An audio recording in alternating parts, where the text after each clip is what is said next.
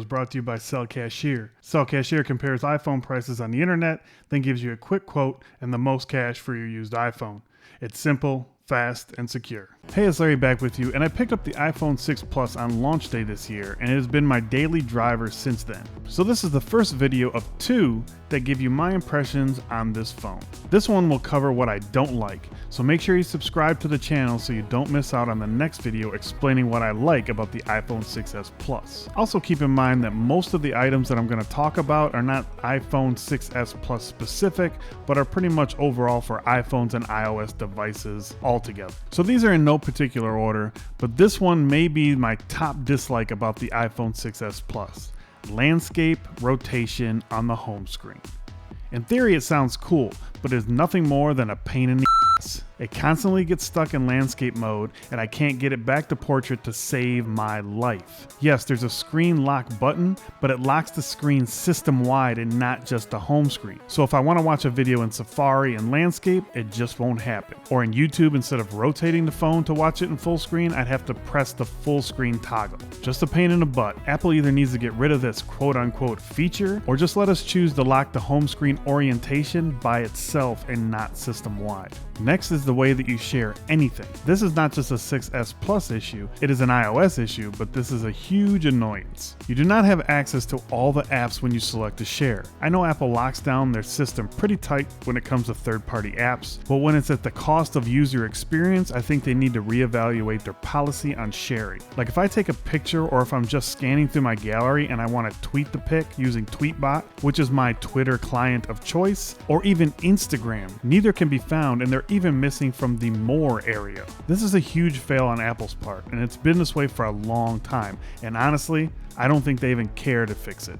Okay, I like big phones and I cannot lie. So the 6s Plus is the choice for me. I've tried the 6 in the past and it's just too small. And no, this isn't about the 1080p screen.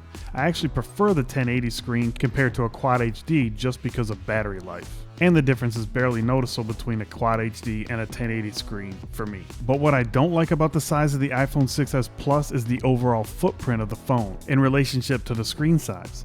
The 6s Plus has a 5.5 inch display and a 77.9mm wide by 158.2mm tall body. But something like the Note 5 has a larger 5.7 inch display and has a 76.1mm wide by 153.2mm tall body. So a smaller footprint on the Note 5 but a larger screen. Come on, Apple. This is a quick one. I wish I had fast charging or wireless charging, but if I had to pick one, it would be fast charging. The battery life is great on the 6s Plus, but on heavy days of usage, I wish I could just drop it on a charger for about a half an hour and get me through the rest of my day. Now let's get into the camera. Everyone knows that Apple leads the pack when it comes to picture quality. They seem to have slipped behind some others this year, but nonetheless, when you talk smartphone cameras, iPhone is always in the conversation. So what is my issue with the iPhone's camera? 4:3 aspect ratio. This may just be my personal preference, but I love 16:9. On any Android device that I get, I change the aspect ratio to 16:9, even if it drops my megapixels down. Like I said, this is just a personal preference for me, but I would love to see Apple change this with the iPhone 7, but I'm pretty sure they won't. Well, those are my biggest issues with the iPhone 6s Plus. If you have an iPhone, let me know what drives you crazy about it. And again, make sure you subscribe so you don't miss part 2 of this video, which is when I tell you what I like about the iPhone 6s Plus. If you enjoyed this video, make sure that you hit that thumbs up down below. I will talk to you in the next video, and as always, thanks for watching. Before I get out of here, I want to tell you guys some more about sellcashier.com. They will give you top dollar for your used iPhone. They only operate in the United States as of right now, but they buy from all major carriers and even unlocked versions. As you can see from the home screen here, they have all kinds of models of iPhone they will purchase. Just select your model, your carrier, your size, and the condition of your iPhone. You immediately get a quote, then simply add it to your cart, select your shipping option, and how you'd like to get paid. So if you're in the market to sell your old iPhone, don't go anywhere else but sellcashier.com. They will give you the most money for your device, as you can see from this chart here. It's a very simple formula. Get a quote, ship your phone, and get paid.